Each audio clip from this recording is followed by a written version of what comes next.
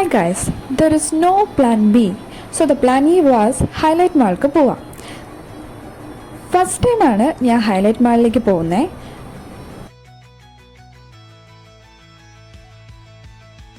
ചെന്ന് കയറിയപ്പോൾ തന്നെ ബുക്ക് സ്റ്റോളിൻ്റെ ഒരു പ്രദർശനം പോലെ ഉണ്ടായിരുന്നു.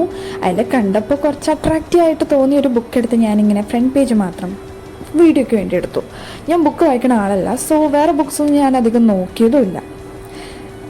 പിന്നെ ഞങ്ങൾ നേരെ വാഷ്റൂമിൽ കയറിയപ്പോൾ അവിടുത്തെ വലിയൊരു mirror. So of course photos videos എല്ലാം പറന്നെടുത്ത്. കുറേ ഡ്രസ്സിങ് ഷോപ്സ് ഉണ്ടല്ലേ അവിടെ ഹൈലൈറ്റ് മാളിൽ. അപ്പോൾ ഞങ്ങൾ ഓരോന്നായിട്ട് ഇങ്ങനെ കയറി വരുമായിരുന്നു. കുറേ ഓഫേഴ്സും ഉണ്ടായിരുന്നു, പക്ഷേ കളക്ഷൻസ് തീരെ പോരായിരുന്നു. എനിക്ക് വലിയ കളക്ഷൻ ഉള്ള പോലെ തോന്നിയില്ല. പിന്നെ ഞാൻ ഈ ട്വിൻസുകളെ ശ്രദ്ധിച്ച് അവരെടുത്ത പാവ പോയി നോക്കിയപ്പോൾ ഈ ചെറിയ പാവയ്ക്ക് ഒടുക്കത്തെ റേറ്റായിരുന്നു. ഈ പാവയ്ക്കെന്നല്ല, ഇതേ വലുപ്പം വരുന്ന എല്ലാ പാവയ്ക്കും നല്ല റേറ്റാണ് ഗൈസ്. ഇങ്ങനെ ചുറ്റിക്കറിയണ നേരത്താണ് ഇതെന്തോ നെയിൽ പോളിഷ് കൊടുക്കുന്ന സ്ഥലമാണ് തോന്നുന്നുണ്ട്. പക്ഷെ അത് ക്യൂട്ടായതുകൊണ്ട് ഞാൻ എടുത്തു. പിന്നെ അതാണ്ട് ഈ കുട്ടിയുടെ ഹെയർ സ്റ്റൈൽ എനിക്ക് നല്ല ഇഷ്ടമായി.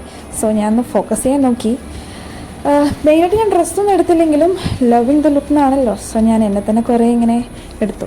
ഞങ്ങൾ മെയിനായിട്ട് ഹൈലൈറ്റ് മാൾക്ക് പോയത് ഓഫ് കോഴ്സ് കഴിക്കാൻ വേണ്ടിയാണ്. അവിടെ എത്തിയപ്പോൾ കുറേ ഫുഡ് സ്റ്റോൾസ് ഉണ്ട്. നമുക്ക് എന്താ വാങ്ങണ്ടേന്ന് നല്ല ഡൗട്ട് അടിച്ച്. എന്നാൽ പിന്നെ പോപ്പായസ് ട്രൈ ചെയ്യാനായി.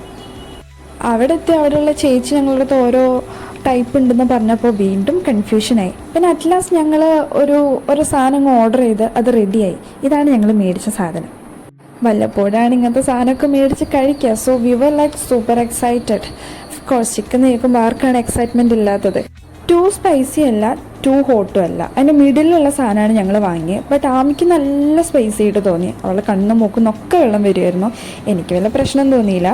പിന്നെ ഞങ്ങൾ എന്തെങ്കിലും ചോക്ലേറ്റ് മേടിച്ചാലോ വെച്ച് ഇവിടെ വന്നെങ്കിലും നല്ല റേറ്റ് ആയിരുന്നു. സോ അതിൻ്റെ ഭാഗത്തേക്ക് പോയില്ല.